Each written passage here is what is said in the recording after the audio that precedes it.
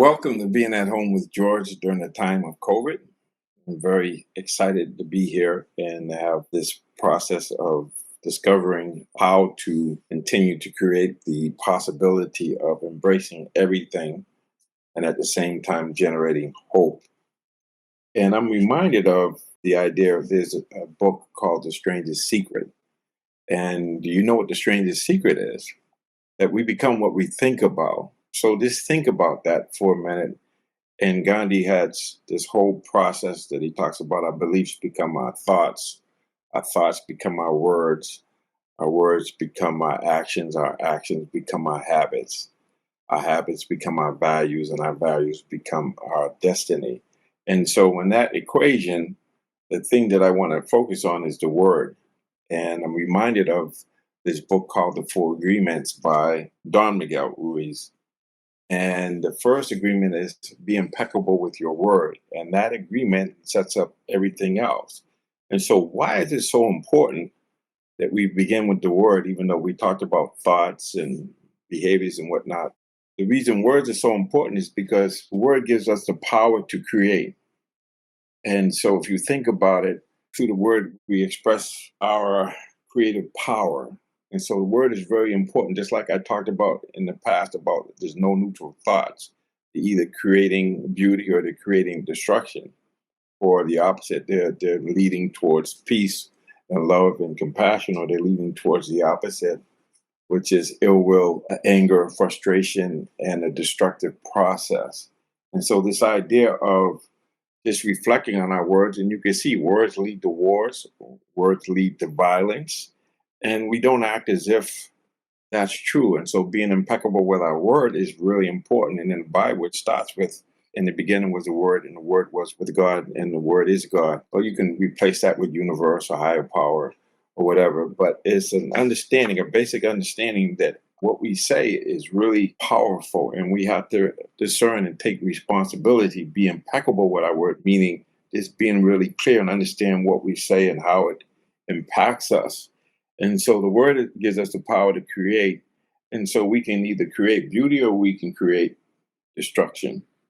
And through the word, we express our creative power. So we have this creative power. So being impeccable with our word means we can actually cultivate peace, kindness, love, and compassion, seeking to understand. So we know that if you look at current events, you can see it. So violence isn't just physical. It usually starts off with a thought or with a word, and words can be very powerful. And so we have the word to create. What I think about is being impeccable with my word is really reflecting and thinking about what I'm going to say and whether it's going to be helpful or not. So we don't have to get into beauty or destruction. We could just talk about what's helpful, what's not helpful, what leads to harmony and peace and compassion and empathy versus what leads to the opposite, where we're tearing someone down, or we're not understanding that not being impeccable with our word, we are causing suffering. And so it's really important that I just wanted to talk about that today, because I know that with myself. When I go in, I work with clients, I work with coaches and parents and even physicians. And what happens sometimes is because of a lack of time or scarcity of time, we feel like we have to focus on what's wrong, what's not working, and trying to fix it rather than focusing on what's right, focusing on beginning with something positive and then working up to giving feedback that's not critical but supportive and helpful, so that change can be made, so we can actually change things.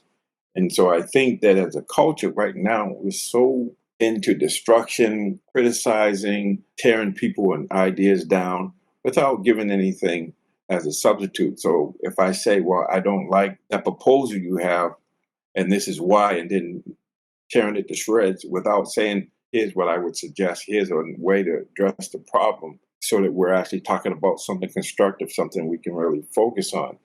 And we just don't have enough of that right now. And everything is about destroying and destruction.